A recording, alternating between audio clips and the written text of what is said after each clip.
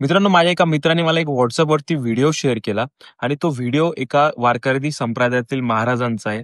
ते कशा पद्धतीने उपदेश इथल्या ह्या लोकांना करतायत ते तुम्ही सगळ्यांनी ऐकले पाहिजे. या देशात मनुस्मृतीचा कायदा मोडता येत नव्हता, ब्राह्मणाचा ब्र सुद्धा काढता येत नव्हता, ब्रह्महत्या महापाप मानलं जायचं. तेव्हा जगद्गुरु जगतवंद्य तुकोबरायांनी अभंग लिहिला, काय महिमा वर्णू आता सांगणे किती, कोटी ब्रह्महत्या मुख पाहता जाती. अरे आमच्या तथागत विठ्ठलाचा काय महिमा सांगावा. 1 कोटी ब्राह्मणांची हत्या झाली आणि एकदाच विठ्ठलाचं तोंड पाहिलं तर सगळं पाप धुतलं जातं. हा मनुस्मृतीच्या विरोधातला अभंग लिहिणारे गाणारे जगतवंद्य जगद्गुरु तुकोबाराय आणि प्रतापगडाच्या पायथ्याशी कृष्णा भास्कर कुलकर्ण्याची खांडोळी करून हाच तुकोबारायांचा अभंग प्रत्यक्षात खरा करून दाखवणारे त्यांचे खरे पटशिष्य, रयतेच्या राज्याचे संस्थापक, कुळवाडी भूषण बहुजन प्रतिपालक, ज्यांनी सह्याद्रीच्या दऱ्याखोऱ्यातून घोड्यांच्या टापांचा आवाज दिल्लीच्या तख्तापर्यंत नेला, ज्यांच्याबद्दल ज्योतिराव फुले म्हणाले आम्हा कुळवाड्यांचा राजा, आणि म्हणून छत्रपती शिवाजी महाराज, लोकराजा राजर्षी शाहू महाराज आणि तुमच्या आमच्या एकूण सगळ्या क्रांतीचे जनक असणारे ज्योतिराव फुले साहेब यांना देखील अभिवादन करतो.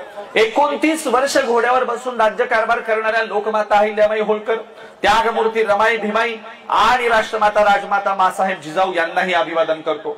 बघा, देवाला सोडलेल्या देवदाशी झाल्या, खंडोबाला सोडलेल्या मुरळ्या झाल्या, यल्लमाला सोडलेल्या जोगतिणी झाल्या, पण माझ्या सावित्रीला सोडलेली कुणी डॉक्टर, कुणी इंजिनियर, 2 तर राष्ट्रपती झाल्या. म्हणून क्रांतीज्योती सावित्रीमाईंनाही अभिवादन करतो. मी जेवढ्या महापुरुषांची नावं घेतली तेवढ्या महापुरुषांचं उरलेलं कार्य भारतीय संविधानाच्या रूपाने पुढे आणणारे, या देशातल्या सगळ्या संतांना न्याय मिळवून देणारे, मराठ्याच्या घरात जन्माला आलेले तुकोबराय म्हणत होते घोकावया अक्षर मज नाही अधिकार. आता महाजनाच्या मराठ्याच्या कुणब्याच्या घरात जन्माला आलेल्या तुकोबरायांचा अभंग गाथा जर बुडवला जाऊ शकत असेल, त्यांना अक्षर घोकण्याची संधी जर नसेल, तर इथे अतिशूद्रांचे, गाव कुसाच्या बाहेरच्यांचे काय हाल असतील, हा विचार बाबासाहेब आंबेडकरांनी केला. मराठ्याच्या घरात जन्माला आलेले तुकोबराय म्हणत होते नाही कोणी येथे मुक्यांचा जाणं, आम्ही मुके आहोत, आम्हा मुक्यांची जाणीव ठेवणारा कोणी नायकच नाही. हाच अभंग घेऊन तुकोबरायांच्या नावाने मूक नायक पेपर सुरू करणारे आणि खऱ्या अर्थाने मराठ्याच्या घरात जन्माला आलेल्या तुकोबरायांच्या संकल्पनेतला मुक्यांचा नायक ठरलेले भारतीय घटनेचे खरे शिल्पकार, परमपूज्य बोधिसत्व, विश्वरत्न, महामानव डॉक्टर बाबासाहेब आंबेडकर यांनाही या ठिकाणी मी अभिवादन करतो. जग बदल घालुनी गाव मला सांगून गेले भीमराव, गुलामगिरीच्या या चिखलात का ऋतून बसलाय रावत, चल निघ घे बिनीवरती धाव मला सांगून गेले भीमराव, असं म्हणत बाबासाहेबांचं उरलेलं कार्य पुढे चालवणारे आणि शिवरायांचा पवाडा साता समुद्राच्या पलीकडे म्हणजे रशियापर्यंत घेऊन जाणारे साहित्य सम्राट लोकशाहीर अण्णाभाऊ साठे. शिकलेल्या लोकांना ज्यांनी प्रश्न केला, तुझ्या हाती तूप आलं, तुझ्या हाती साय, समाजाचं काय रे गड्या, समाजाचं काय, टाटा बिर्ला तरतील बाकी सारेच उपाशी मरतील, असं म्हणणारे लोककवी वामनदादा कर्डक आणि परिवर्तनवादी चळवळीतल्या तमाम महापुरुषांना मी या ठिकाणी अभिवादन करतो, मानाचा मुजरा करतो. इथे भीम आहे, तिथे भीम आहे, तिथे भीम माझा लढा देता आहे, जिथे माणसाला लढा येत नाही तिथे भीम माझा धडा देता आहे. म्हणून बाबासाहेबांनी दिलेले धडे आज आम्हाला पुन्हा गिरवायचे, पुन्हा त्या धड्यांची उजळणी करायची, पुन्हा स्वाभिमानाचा वारसा आम्हाला पुन्हा समजून घ्यायचा आहे. आणि या देशातल्या त्याग आणि समर्पणाची कहाणी आता मी तुम्हाला सांगणार आहे. कारण या देशातल्या त्याग आणि समर्पणाची कहाणी समजून घेतल्याशिवाय या देशामध्ये तुम्हाला पुढचं भविष्य कळणार नाही. बाबासाहेबांचं एक वाक्य तर आपल्या सगळ्यांना माहितच आहे की गुलामाला गुलामीची जाणीव करून दिल्याशिवाय तो बंड करून उठणार नाही. आणि म्हणून या देशातल्या पुन्हा गुलामीत खितपत पडलेल्या जनतेला गुलामगिरीची जाणीव करून देण्यासाठी आम्ही फुले साहेबांचा आणि बाबासाहेबांचा वारसा तुमच्यापर्यंत सांगायला आलेलो आहोत. बघा काय झालंय, ग्रामीण भागाची एक परिस्थिती आहे, शहरी भागाची एक परिस्थिती आहे. तुमची देखील एक ठरलेली सज्जनाची आणि माणूसपणाची व्याख्या आहे, माझी देखील एक ठरलेली सज्जनाची माणूसपणाची व्याख्या आहे. त्या सज्जनाच्या व्याख्येकडून आपण बाबासाहेबांकडे, फुले साहेबांकडे जाऊया. बघा, खेड्यामध्ये सज्जन कुणाला म्हणावं, तर तुमच्या खेड्यातली एक सज्जनाची व्याख्या आहे. कुणाला म्हणावं सज्जन, जो कुणाच्या आध्यात जात नाही, जो कुणाच्या मध्यात जात नाही, ज्याचे शब्द सुद्धा विकत घ्यावे लागतात, त्याला सज्जन म्हटलं जातं. असला सज्जन काय चाटायचा आहे का, त्याचं लोणचं घालायचं का, काय उपयोग आहे. हा सज्जन घरी आला, माईने विचारलं वाघा अमुक अमुक माणसाचं किराणा दुकान उघडं होतं का, हा म्हणतो काय की मी बघितलंच नाही. ह्याचं कोणाच्या किराणा दुकानावर डोळा सुद्धा नसतो आणि माय तोंडावून हात फिरून म्हणते माझा वाघ लय सज्जन आहे.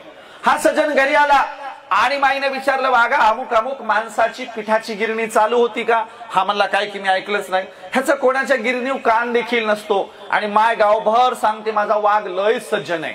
आता त्याला उतरंडीला ठेव, गाडग्यामध्ये ठेव, बाकीचा तसा काही उपयोग नाही. माझी पण एक सज्जनाची व्याख्या आहे. सज्जन कुणाला म्हणावं? जो कुणाच्याही आध्यात जातो, कुणाच्याही मध्यात जातो. ज्याला मध्यरात्री फोन करा, पहिल्या बेलला तुमचा कॉल उचलतो.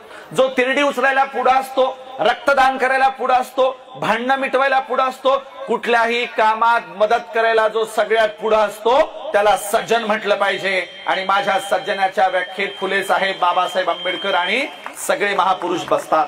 आणि म्हणून आम्हाला असे त्यागी आणि समर्पित सज्जन हवेत, दुसऱ्यांच्यासाठी राबणारे, दुसऱ्यांच्या मदतीला धावून जाणारे, एकूण देशाचा विचार करणारे, एकूण या देशाच्या भवितव्याचा विचार करणारे क्वचितच महापुरुष या देशात होऊन गेले. म्हणून बाबासाहेबांचं कार्य विश्वव्यापक आहे, संपूर्ण देशाला न्याय देणार आहे आणि या देशातल्या सगळ्याच जाती धर्म पंथाच्या लोकांचा उद्धार करणार आहे. बघा, माझी अस्पृश्य जाती म्हणजे आजच्या शेड्यूल कास्टच्याच वाट्याला दैनीय दुःख आलं होतं का? तर नाही. या देशात ओबीसी असणाऱ्यांच्या वाट्याला देखील प्रचंड जाचक कायदे आणि बंधनं आली होती. आणि म्हणून ही जाचक आणि कायदे आणि बंधनं उठवायचं काम जर पुढे केलं असेल तर त्याची सुरुवात केली ज्योतिराव फुले साहेबांनी.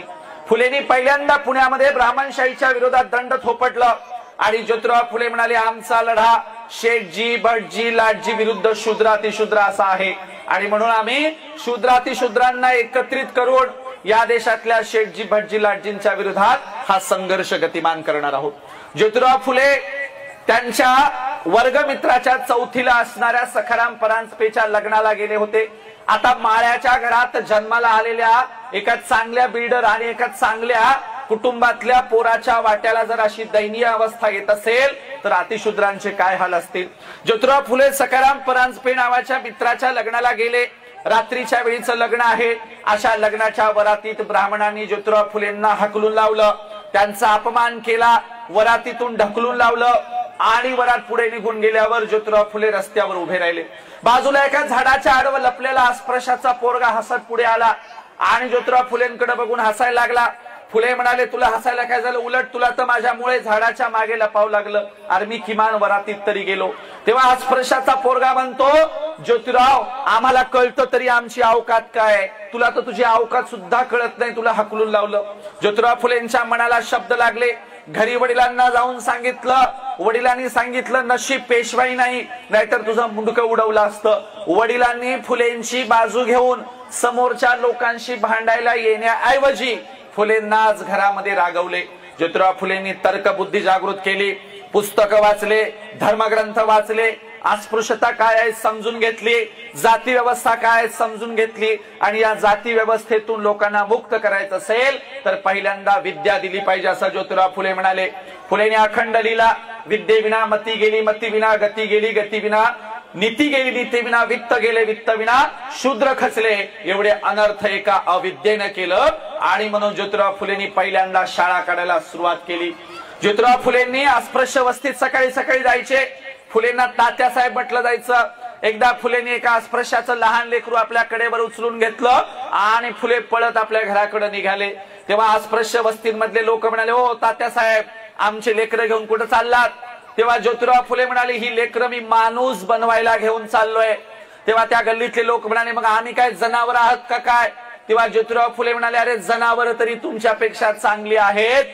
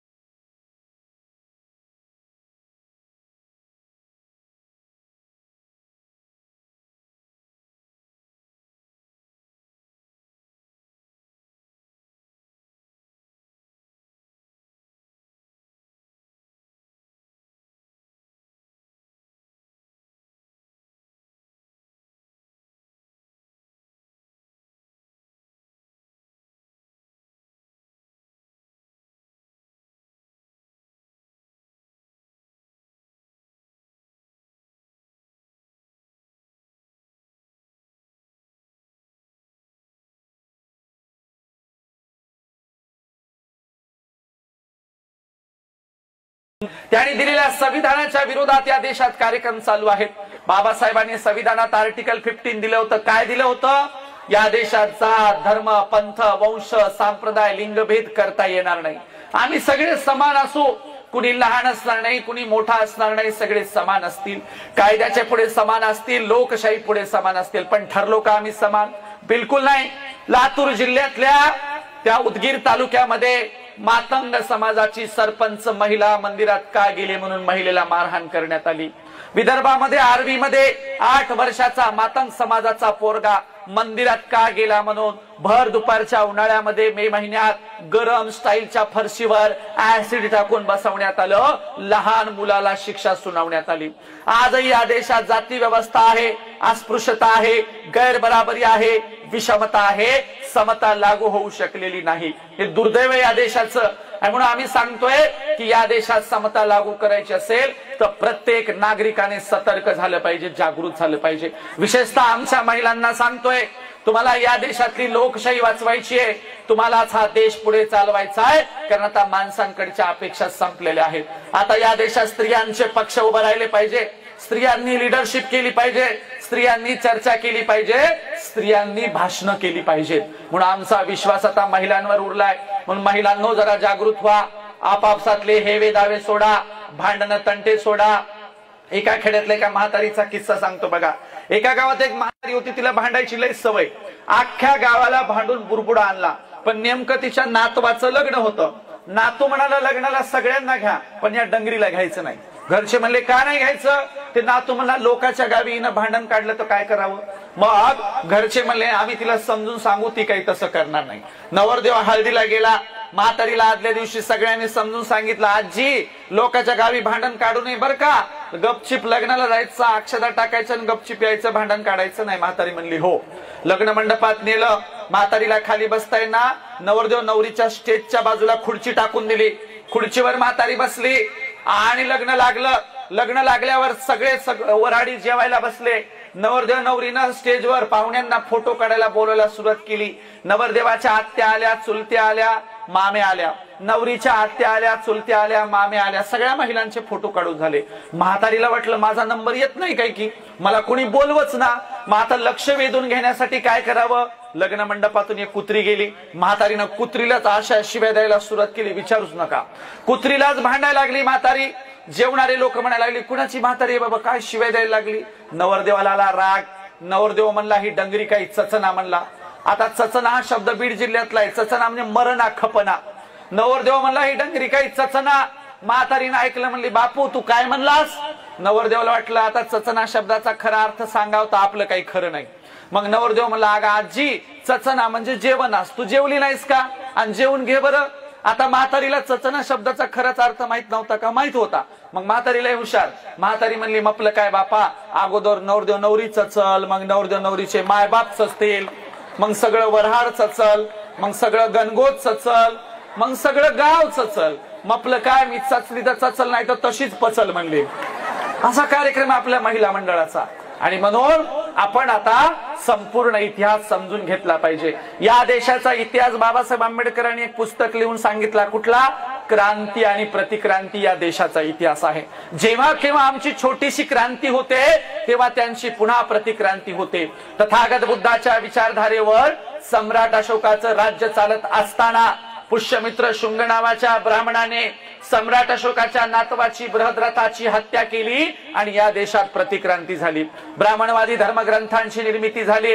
या देशात बौद्ध भिक्षूंचं कत्तल करणाऱ्यांना मुठभर मोहरा बक्षीस दिल्या जायच्या। एकही बौद्ध भिक्षू या देशात जिवंत ठेवला गेला नाही। नालंदा जाळलं गेलं, तक्षशिला नष्ट करण्यात आली, विक्रमशिला जमीनदोस्त करण्यात आली, तथागताच्या नावावरची सगळी विद्यापीठं जमीनदोस्त करण्यात आली। कुमारील भट्ट नावाच्या ब्राह्मणाने शंकराचार्यांना पुढाकार घेऊन या देशामध्ये बौद्ध भिक्षूंना उकळत्या तेलात टाकलं। इतकी प्रचंड अवस्था या देशामध्ये केली। आणि म्हणून मित्रांनो तुम्हाला समजून घ्यायचा या देशाचा इतिहास क्रांती आणि प्रतिक्रांतीचा आहे। जर तुम्ही तुमचा इतिहास विसरलात तर तुमच्या इतिहासाचा गैरवापर झाल्याशिवाय राहणार नाही। तुमच्या इतिहासाचा वापर करून तुम्हाला गुलाम केलं जाईल आणि म्हणून तुम्हाला गुलाम व्हायचं नसेल तर चांगल्या पद्धतीने तुम्ही जगायला शिकलं पाहिजे, पुस्तकं वाचायला शिकली पाहिजे। माझा समोरच्यांना एक प्रश्न आहे, बाबासाहेबांचं एक तरी पुस्तक वाचलेले किती लोक आहेत त्यांनी हात वर करावं। बाबासाहेबांचं एक तरी पुस्तक वाचलेल्या लोकांनी हात वर करायचं आहे। या बाजूला 2-3 हात आलेत आणि पाठीमागे 2-3 हात वर आलेत। महिला मंडळात बिचारी एक तरी आहे की नाही बघू द्या मला, 2-3-4 तिकडे पलीकडे पण खूप आहेत। महिला मंडळात एका गोल कोपऱ्यामध्ये जरा 2-4 हात वर आलेत। या महिलांच्यासाठी एकदा जोरदार सगळ्यांनी टाळ्या वाजवा। बाबासाहेबांचं एक तरी पुस्तक वाचलेली माणसं आमच्याकडे आहे। इथून गेल्यावर संकल्प करायचा, वर्षभरामध्ये बाबासाहेबांची किमान मोजकी पुस्तकं तरी मी वाचणार आहे। कोणती कोणती? मुक्ती कोण पथे, बाबासाहेबांचं स्वतःच आत्मचरित्र नानकचंद रत्तू यांनी लिहिलेलं, आणखीन क्रांती प्रतिक्रांती, आणखीन बुद्ध आणि त्यांचा धम्म, आणखीन बाबासाहेबांनी लिहिलेला अस्पृश्य मूळचे कोण, आणखीन बाबासाहेबांनी लिहिलेले इतर सगळे खंड, किमान त्यांची भाषणं तरी आम्ही वाचली पाहिजे। एवढी पुस्तकं पुढच्या जयंतीपर्यंत वाचण्याचा संकल्प आज आम्ही करतो आहोत असं ठरवून टाका। महापुरुषांची पुस्तकं वाचली पाहिजे, मोडक्या तोडक्या शब्दात इतरांना सांगितलं पाहिजे आणि म्हणून सांगण्यासारखं बरंच आहे। आपण समारोपाकडे जाऊया। मी महापुरुषांच्या त्याग आणि समर्पणाच्या काही गोष्टी सांगितल्या। जाताना तुम्हाला एवढंच सांगेल की दुसऱ्याचं चांगलं व्हावं असा विचार केला पाहिजे। दुसऱ्याचं वाईट झाल्यावर आपल्याला दुःख वाटलं पाहिजे। आपल्याकडे उलटी माणसं आहेत बघा, उलटी कशी? दुसऱ्याचं चांगलं झालं की वाईट वाटतं आणि दुसऱ्याचं वाईट झालं तर चांगलं वाटतं। एक जण माझ्याकडे आला आणि म्हणला महाराज द्या टाळी, त्याला टाळी दिली, लय खुश उड्या मारायला लागला। म्हणलं कस काय रे खुश? ते म्हणलं आमच्या शेजाऱ्याला लॉटरी लागली। मी म्हणलं पहिला माणूस बघायलो शेजाऱ्याला लॉटरी लागल्यावर आनंदी झालेला। ते म्हणलं तसं नाही, तुम्हाला नाही कळायचं। म्हणलं कस काय? म्हणला त्यांचं लॉटरीचं तिकीटच सापडणं, म्हणला त्यांचं लॉटरीचं तिकीट हरवलंय म्हणून याला आनंद झालाय। एक जण डॉक्टर कडे गेला, म्हणला डॉक्टर साहेब माझ्या पोटात दुखायलंय। डॉक्टर म्हणले कधीपासून दुखायलंय? हा म्हणला शेजाऱ्याने बंगला बांधलाय तेव्हापासून दुखायलंय। म्हणजे लोकांना घर बांधलं की याच्या पोटात दुखायला, असा कार्यक्रम आहे। म्हणून दुसऱ्याचं चांगलं झालं तर आपल्याला चांगलं वाटावं, दुसऱ्याचं वाईट झालं तर आपल्याला दुःख व्हावं, असा आपला स्वभाव असावा। नेमका उलटा झालाय। हजारो वर्षापासून आमच्याकडे महापुरुष सांगत आलेत की अरे आम्ही बदललं पाहिजे, आमच्या कुटुंबाचा घराचा विकास झाला पाहिजे आणि म्हणून या बदलासाठी तुम्ही सगळेजण साथ सहयोग द्याल अशी तुमच्याकडून अपेक्षा करतो। आणि जाताना एवढंच सांगेल, बाबासाहेब सूर्याला म्हणाले तू तिथला तर मी इथला सूर्य आहे। बाबासाहेब सूर्याला म्हणाले तू तिथला तर मी इथला सूर्य आहे। चल परिवर्तनाचा करार करू, तू ताऱ्यांना प्रकाशमान कर, मी साऱ्यांना प्रकाशमान करेल, मी साऱ्यांना प्रकाशमान करेल। आणि म्हणून तुम्ही इथून जाताना काहीतरी चांगलं घेऊन जाल अशी अपेक्षा करतो। बाबासाहेबांचा विचार पुढे चालवाल अशी अपेक्षा करतो। देशाला वाचवाल अशी तुमच्याकडून अपेक्षा करतो।